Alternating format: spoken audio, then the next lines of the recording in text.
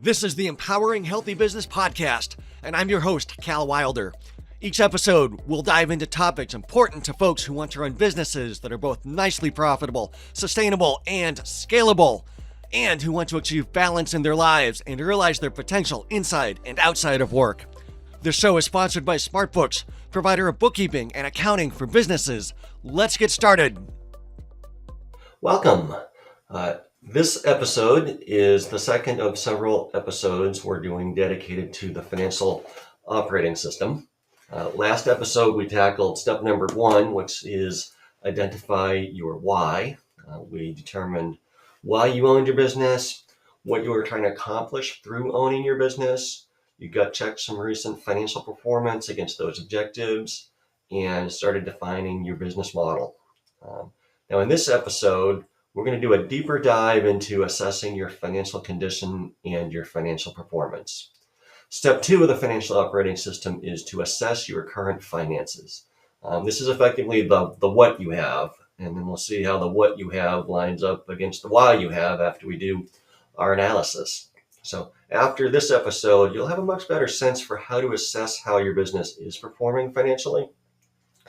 We're not yet going to be at the stage of being able to actively manage it toward your financial objectives, but we'll be much further along than the basic gut check we did in step 1. When we assess your current finances, we look at 3 main accounting financial statements. CPAs listening to this may point out there are actually 4 official financial statements, but we're only going to worry about 3 of them. These are the income statement, also known as the P&L, the balance sheet, and the cash flow statement. And as business owners, we need to understand all 3 because the financial statements tell a story, and it's our job to figure out what that story is. So this podcast episode will be a little different than previous episodes. We're going to be looking at some documents and reports together. To get the most out of this episode, you should pause the episode, go to the show notes, and download the financial statement illustrations from the show notes. If you can't see them on your podcast player, go directly to empoweringhealthybusiness.com, episode 9, and download them there. You want to have the illustrations in front of you as we talk through each of them. So let's get started. In the financial operating system, we differentiate between financial condition and financial performance. So performance is all about activity, generating revenue, spending money on expenses, generating profit and cash flow. And that's primarily reflected on the income statement or the P&L, and to some extent on the cash flow statement as well. So the example we're going to be looking at is a business that has grown its top line revenue 9% per year for the last 3 years. And we're going to look at the resulting financial statements to see how we can assess the business's performance and condition. So 9% annual revenue growth over a few years is relatively healthy revenue growth. It's above average revenue growth. And we'll definitely get into the details of the full income statement. But before we dive into the details of income statement and assessing profitability, we're going to start with assessing financial condition. And this is really all about your balance sheet. And your balance sheet refers to where your business stands right now with assets and liabilities and equity. Equity also known as net worth, shareholder equity, owner's capital, book value. And so your balance sheet is a snapshot in time. Whatever has happened since you started your business through today is reflected on your current balance sheet. It's the result of revenue and profit and cash flow. Most business owners fixate only on the income statement, the P&L. However, we're going to start with the balance sheet as that will give context into everything else. As we go, we'll see that the 3 financial statements are definitely intertwined, and it's hard to look at one without making some reference to the others. So hopefully you've downloaded the sample financial reports, and we'll look at them now. So the first thing we want to do is, look at the balance sheet. And I said we want to start with that instead of the P&L. because there are a couple of reasons. First, we want to make sure the accounting is accurate, because sins of bookkeeping and accounting tend to accumulate on the balance sheet. While the P&L might be off a little bit every month, those inaccuracies can accumulate into much larger amounts month after month on the balance sheet. Complicating this, business owners tend to focus on the P&L and may not even look at or study the balance sheet. So you might not even realize you have a problem there. So as part of the balance sheet review, we really want to make sure that the balance sheet is accurate. So there's some due diligence we could do on the accounting front, but we're going to assume for the sake of argument that the balance sheet we're looking at here is accurate, that you've validated the accounts receivable aging report. That's a list of open unpaid customer invoices with columns typically representing 0 to 30 days, 31 to 60 days, 61 to 90 days, and over 90 days of being outstanding and unpaid.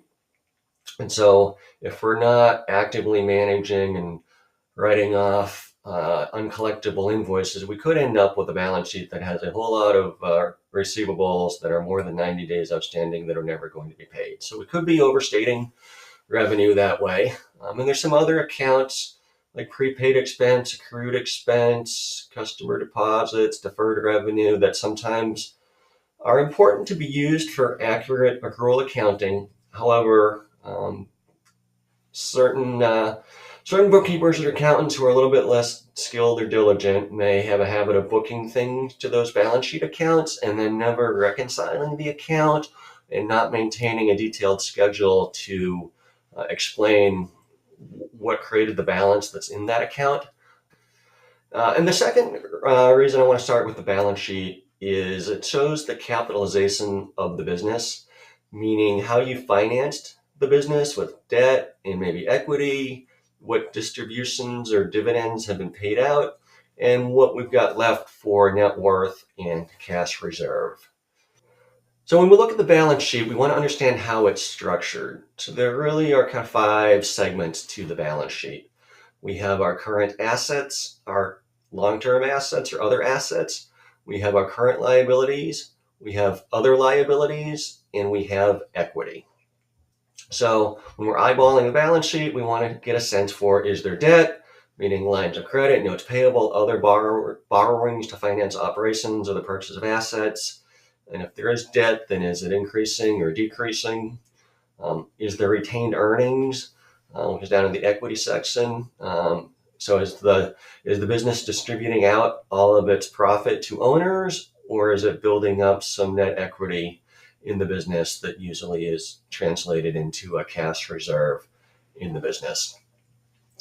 We can look at our debt to equity ratio to see how much debt the business is taking on compared to its equity, its net worth, and if that's going up or down over time. If a business is in the minority of those business models where it collects advance payments from customers or otherwise gets paid by customers before it has to pay its own expenses, then it may be able to operate without as much of a cash balance and as much of an equity cushion. But it could be vulnerable to changes in business practices if those advance payments, stop. And so kind of generally what we look for, but let's dig into some of the details here and really study this example of a balance sheet. So we look at the structure of the balance sheet. We start with assets at the top as of December 31st, year-end periods for the last 4 years. And, cash is at the top, pretty straightforward, cash in the bank. Then we have accounts receivable, money that customers owe you.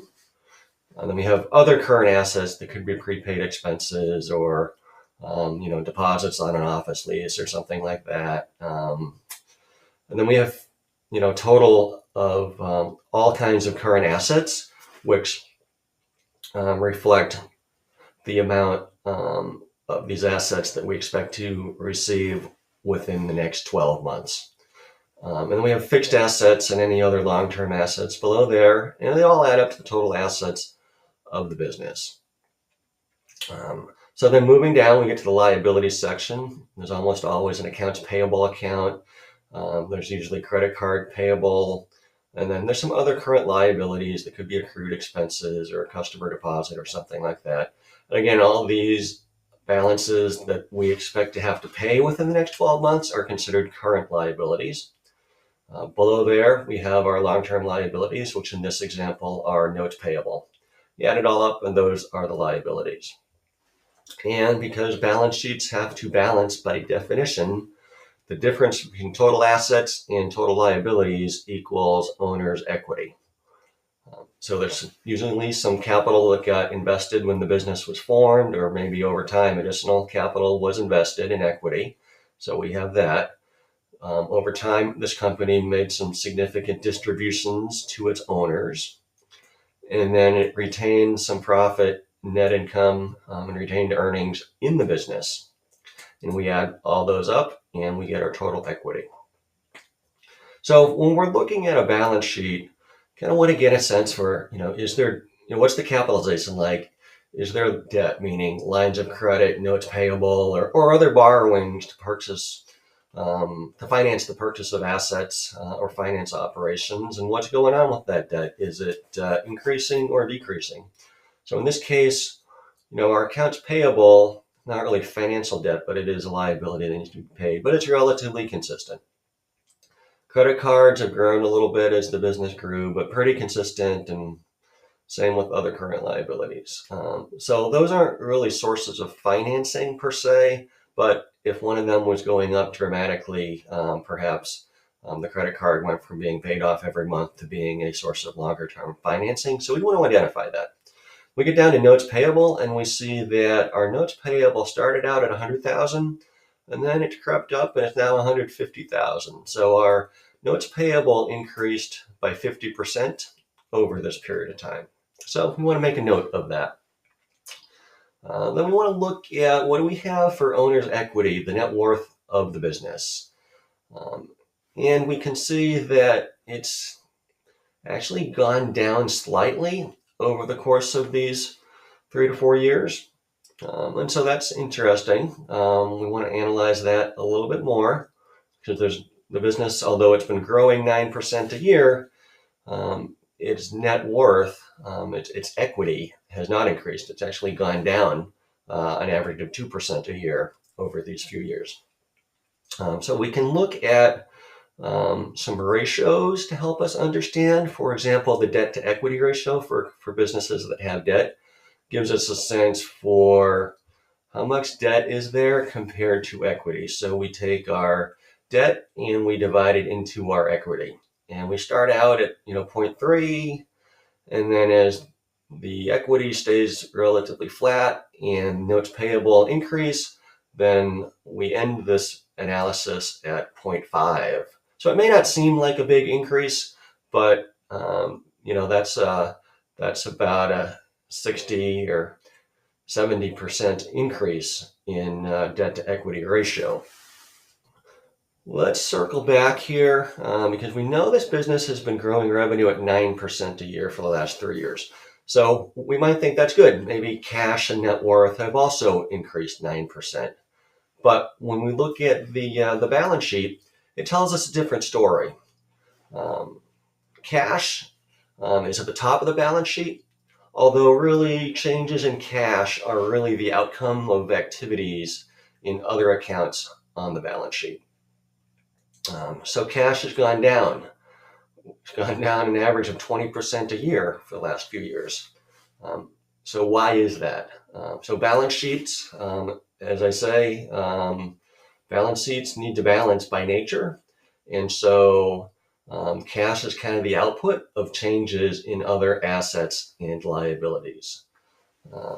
So this example is a relatively short, simple balance sheet, and we can spot the primary issues without having to consult the cash flow statement.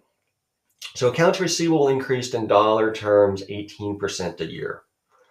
And if we do some review our metrics, our days sales outstanding, representing how many days of revenue are outstanding as accounts receivable that have not yet been paid by customers, we went from 41 to 51, which is a significant increase of about 25%.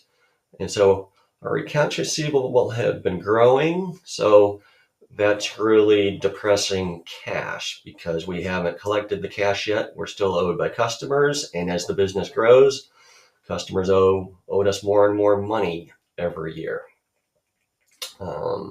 The other thing we noticed that changed, significantly, because a lot of these accounts didn't change too significantly, plus or minus a couple or a few percent a year, except we get down to looking at owner distributions, and we can see in row 21 here, the distributions to owners have been quite significant. And if we compare the annual net income to distributions, we can see, aside from the first year in which they left some of the profit in the business to the tune of almost 100 grand, every year since then, they have been distributing basically all, if not a little more, of the profit to owners and not leaving it in the business to build up a cash reserve and net equity in the business.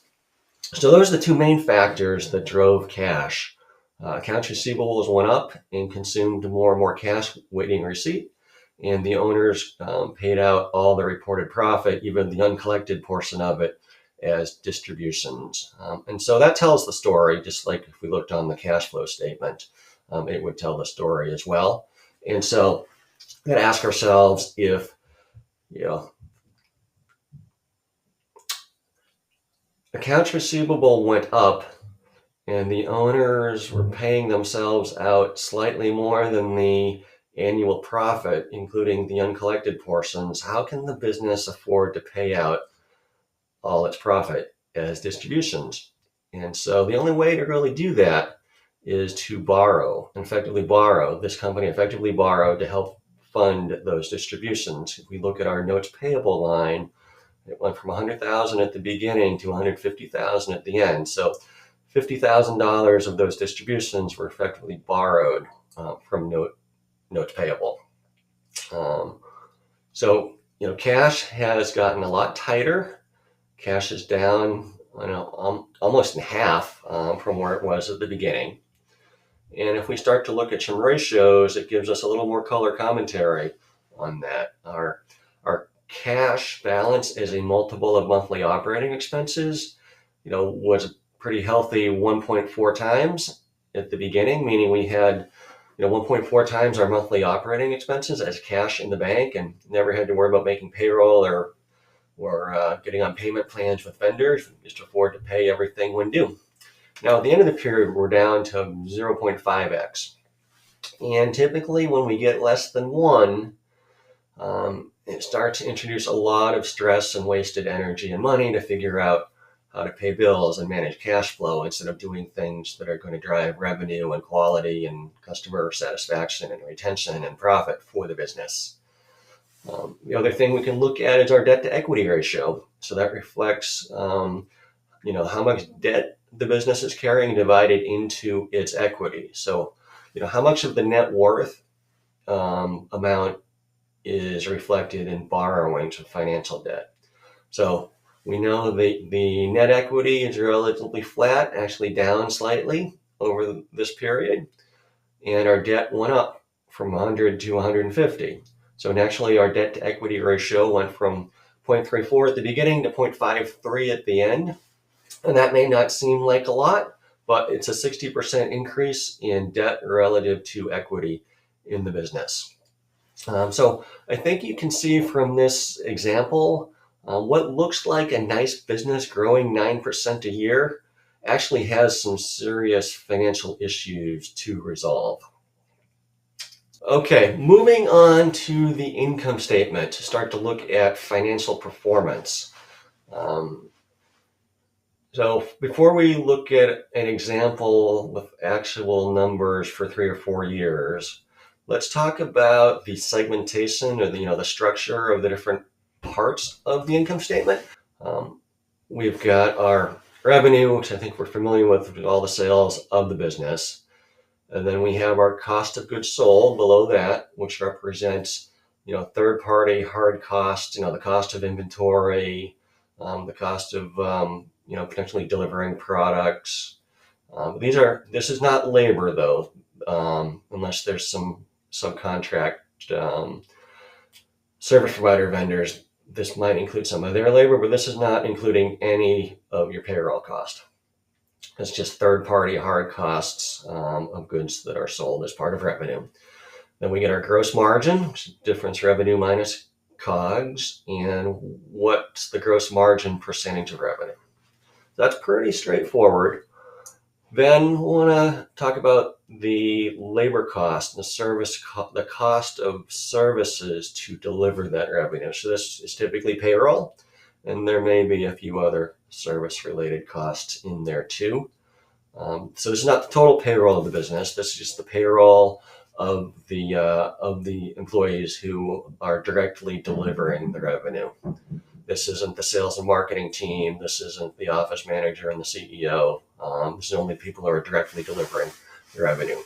So we're going to introduce a term here that QuickBooks doesn't have any concept of. QuickBooks considers both cost of goods sold and direct service costs, typically both to be in the COGS segment. But we like to break it out so that we can look at contribution margin, which is the profit of the business generated by delivering the revenue before factoring in the cost of acquiring the customers and the administrative overhead of managing the business. So we can look at contribution margin as a percentage of revenue. So contribution margin is gross profit minus direct service cost. And from there, we can get into some other metrics that become very interesting as well. But ultimately, we can set some benchmarks around what the contribution margin needs to be in order to have reasonable budgets for marketing and sales and G&A and have some operating profit left over. Then moving down, we've got our marketing and sales expense segment, which we can express as a percentage of revenue. So this would be folks whose primary job is bringing in customers. If customer account management is part of the sales function, then maybe you've got some customer service related type payroll here. The customer service has very little to do with bringing in the customers, and it has a lot more to do with delivering the service. Then we want those people up here in direct service cost. Then below marketing and sales, we've got our general and administrative expense. This could be, general office rent, utilities, the officer salaries, insurance, things like that. We can express that as a percentage of revenue. And now we get down to our operating profit, which is our revenue minus COGS, minus direct service cost, minus marketing and sales, minus G&A, leaves us with the operating profit of the business expressed as an operating margin, a percentage of revenue. There may be below the line, so to speak, below the operating profit line, some other income and expense, such as interest income, interest expense, income tax expense if the business has corporate level income tax to pay, and that would yield our net profit at the bottom with the net margin percentage of revenue. So this kind of a structure allows us to really get better insight into the different cost centers and profit drivers in the business, and can lead to some metrics that we'll cover in future steps of the financial operating system. Every business may have slightly different characteristics and cost structures, and some industries are different than others. But ultimately, this model gets us to target margins in different lines here. And we can figure out if we're trying to get to a 10% or a 15% operating margin, what are the implications for marketing and sales, G&A, what kind of a contribution margin we need to produce. That has implications on staffing and utilization, pricing, and all that good stuff. So we're going to assume most of the audience here are owners of service or technology businesses. Again, if your focus is, real estate investing or some kinds of manufacturing, it's going to be a different, slightly different model. One note here I want to make relates to owner compensation, accounting for owner compensation for owners who work as employees in their business. There's a cost to that. If the owner didn't do it, the business would have to hire somebody else to do it. And so we want to make sure that owner compensation at a level that's relatively close to market, if the business had to go hire a replacement for that role, is in the income statement, counted as an expense in the P&L. There's a section in the financial operating system book that goes into a lot more detail, but just note that if, for now, whether your salary or if you're a partnership or an LLC, maybe you have owner draws that function like salary. You have S Corp distributions, that's not salary, but you need to make sure there's some reasonable W-2 compensation going through as an expense on the P&L. So just make a note whether owner salaries and draws are listed as an operating expense on the P&L, because if they're not, then the profit could be way overstated and you think you're running a very profitable business, but it might not be profitable if we don't have a cost in there for all the employees who are doing the work. All right, so that's the structure. Let's look at an example here. So I like to look when I'm doing an assessment of financial performance over the course of a few years, 3 to 5 years, just to get a sense for what the trends are for revenue and profit margins. Now, ideally, the accounting policies and procedures have been consistent over those years. Otherwise, it's going to be hard to compare year to year. We might be stuck just looking at, top line revenue change over time and bottom line operating profit or net profit change over time. The accounting policies for the other segments have changed over time. But, we want to know, is revenue growing or shrinking and at what rate? So we can see in this example, the compound annual growth rate is 9%. If we went from 2.4 million in 2020 to 3.15 million in 2023. I want to look at trends and margin components so we can see that the gross margin is trending down over time. That's not good. Meaning, revenue's been growing 9%, but our COGS are growing 18%. So our gross profit is only growing at 5%, not 9%. Then, similar analysis for what's going on with contribution margin, our direct service cost. So in this case, our direct service cost is growing at 7%. So that's good. Costs are growing a little bit less than revenue. And so that allows us to protect the contribution margin a little bit, even though gross profit is down significantly. And then we move down to marketing and sales. You can see it's pretty consistent at 13% of revenue over time. So marketing and sales expenses have been growing at the same rate that revenue has been growing.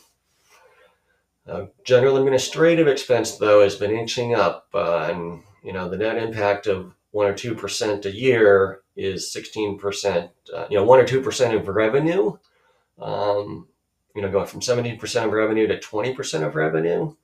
Now, revenue's been growing too. And so not only would it 17% for all 4 years, it would have gone up, the 9%, but because as a percentage of revenue went from 17% to 20%, the compound annual growth rate of G&A expense was 16%. So we've let the overhead get a little bit bloated in this example. We're growing revenue 9%, but our G&A overhead went up 16%. So there's pros and cons as we go down the income statement and do some basic margin analysis. So we get down and see what the impact is at the bottom on operating profit. And in this case, we went from $264,000 of operating profit with an operating margin of 11% of revenue to an operating profit of $63,000. So we lost $200,000 of profit dollars, and our margin went from 11% to 2%. So the impact of the decline in gross profit margin and the increase in G&A expenses as percentage of revenue has ended up crushing the operating profit of the business. Bottom line is, operating profit 76% less in dollar terms after 3 years. And 3 years ago, the business was 25% less revenue, so it was a smaller business, but it was a heck of a lot more profitable. So this gives us a lay of the land for, assessing kind of medium-term trends with the business over the course of a few years. You can export what QuickBooks calls the profit and loss report and add some of this analysis to it and see how your business is stacking up. Now, we tend to want to look at more shorter term analysis to figure out what's going on, this year, the last few months, what's the more recent performance. And so for that, we can adopt a different view where we can look at, 1 month this year versus the previous year, the trailing 3 months this year versus the same 3 months a year ago. Maybe we could do year to date, year over year if we wanted to. I don't think that's as mandatory. I really care a lot about, trailing 3 months and trailing 12 months. Anything can happen in a single month. We need to know what happened in the month and why it happened. But the small businesses can be volatile, and so something particularly good or particularly bad happened in any given month. Looking at a trailing 3 month and a trailing 12 month gives us a more accurate context to do the analysis and understand what's going on. So I'm not going to go through this particular sheet, but if you want to do the same kind of analysis for your business, this is the kind of format that you could use. Okay, now we've looked at the balance sheet, we've looked at the income statement. Now we're going to look at the third financial statement, which is the cash flow statement. Now, the cash flow statement really ties together the income statement and the balance sheet. It shows you what's driving your actual cash in the bank up or down. It's more meaningful than just pure cash basis income statements, because it also includes activities that don't appear on the income statement. And so we can look at what some of those are. A word of warning, cash flow statements can be challenging to interpret until you get familiar with it. So we'll go through the structure of it and then look at some of the details here. So there's 3 sections. There's the top section would be net cash provided from operating activities. That's actually operating the business. Then we have a section for net cash provided from investing activities or consumed in investing activities. More likely the case if we're buying fixed assets or other kinds of assets, that's going to be consuming cash. And then the bottom section is financing activities, which reflects how we're capitalizing the business with debt and equity and paying distributions, raising more capital from sales of equity, things like that go down in the financing section. So those are the 3 sections that show, the different ways the business is providing cash or consuming cash. Then we get to the very bottom and we can see the net change in cash for the period is the sum of the other 3 sections. And so the key for most businesses is going to be, something's really driving cash that needs to be managed by metrics and scorecards and active management is this operating activity section. And so really it tells us we reported so much net income on the income statement. How much cash did those operations actually produce in the period? And so you could also do, a trailing 3 month, a trailing 12 month, a 1 month analysis of the cash flow statement, but they're all laid out the same way. And so in this example, the business has the net income we saw on the income statement. And then if you remember from looking at the balance sheet, our accounts receivable was growing. And so we have these negative numbers in the cash flow statement. And when we have negative numbers in the cash flow statement, it means that this area produced less cash than was reported as net income on the income statement. Put another way, a negative number represents something that is consuming cash. So when accounts receivable goes up, that's less cash that we're collecting from those customers, and the more accounts receivable we need to, since we haven't collected the cash, we need to finance the associated operations with cash that we get somewhere else. So negative numbers typically represent something to worry about, especially if they're large negative numbers on the cash flow statement in the operating activity section. So we kind of go through each of the segments of the balance sheet here as we go down, and we see whether those segments of the balance sheet contributed cash or consumed cash. So remember, other current assets on the balance sheet did not change very much over this period of time, $2,000 or $3,000 a year. So when we look at the cash flow statement, we see other current assets, consuming $2,000 or $3,000 of cash for the year. And then the final thing before we get to liabilities is we always see a depreciation line in the cash flow statement, because depreciation is an expense on the income statement, but it's a non-cash expense. We paid for the equipment up front and we're depreciating it over some number of years. And that depreciation is an expense on the P&L, but it's a non-cash expense. So it's really contributing cash or causing cash flow to be a little bit better than reported net income by the amount of the depreciation expense. Then we look at the three liability segments on the balance sheet: accounts payable, credit cards payable, and other current liabilities, which didn't change very much. So we add up all these things and it gets us our net cash provided from operating activities. And what we really would like to see is net cash from operations that is about the same as net income. It'd be great if it would be higher than net income if we're collecting large advance payments from customers, and that's contributing a lot of cash, and we're collecting receivables like immediately upon order. Then we could have net cash from operations that is larger than reported net income. But consider yourself lucky if that's the case in your business, because it's usually not the case.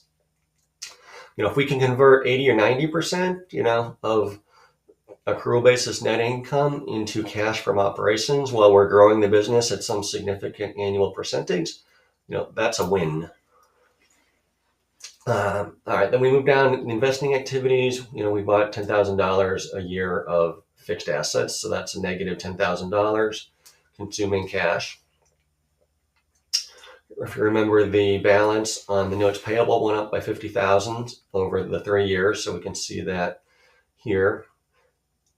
We didn't, we didn't have any capital contributed from owners. We had sizable distributions to owners. So our net cash from financing activities here, it nets to a negative number. So we're pulling cash out of the business. So let's look at some ratios here. We know cash went down a lot, but if we look at some ratios, it can help us understand that, why that was. So we can see cash from operations as a percentage of net income had been in the 70% range and then dropped to the 50% range over these years. So that means we're only converting 50 to 70% of net income into cash from operations. Where's the rest of it going? Well, a lot of it's going into financing larger accounts receivable. The other metric that's illustrative here is owner distributions as a percentage of net income. So what percent of the reported net income is being distributed to owners? And so it's about 100%. And actually, if we added it up over the course of these 3 years, the business distributed slightly more than 100% of its reported net income. And this is accrual basis net income, not cash basis. So the net income includes profit on revenue that has yet to be collected in cash from customers. So how can the business afford to pay out a little more than its net income, a little more than 100% of its net income? Well, typically it's borrowing from somewhere. In this case, it's issuing more notes payable. Other companies might stretch accounts payable and be slower to pay their vendors. It's got to come from somewhere, though, because balance sheets balance. All right. Well, I hope you enjoyed this introduction to assessing your current finances, your financial position on the balance sheet, your financial performance on your income statement and cash flow, and have a better sense to go, how do you approach doing this kind of assessment for your business? So until the next episode, when we tackle step 3 of the financial operating system, you've got some homework to do. I want you to run these financial statements out of QuickBooks or whatever accounting software you use. Also run the AR and accounts receivable and accounts payable aging schedules to check out the accuracy of what's being carried on the books as receivables or payables. If you've got other significant balance sheet accounts for things like prepaid expenses, deferred revenue, accrued expenses, payroll liabilities, if you have accounts like that on your balance sheet, get some details. If you do the books yourself, figure out, is that balance accurate? How do you get these numbers into those accounts? How can we validate those against some third-party statement for accuracy? Or if you got a bookkeeper or accountant, they should maintain what we call balance sheet schedules that detail out what activity has happened in those balance sheet accounts to validate that the number on the balance sheet at the end of the period is accurate. And then try to do the same analysis that we just went through with your numbers. Remember step 1 of financial operating system, your why. Pull out your notes from last episode. What kind of financial performance did you want to be getting from your business? And now we can compare actual results against those objectives. How close are we? What were the primary variances that you can highlight on your financial statements that may be at odds with your financial performance objectives?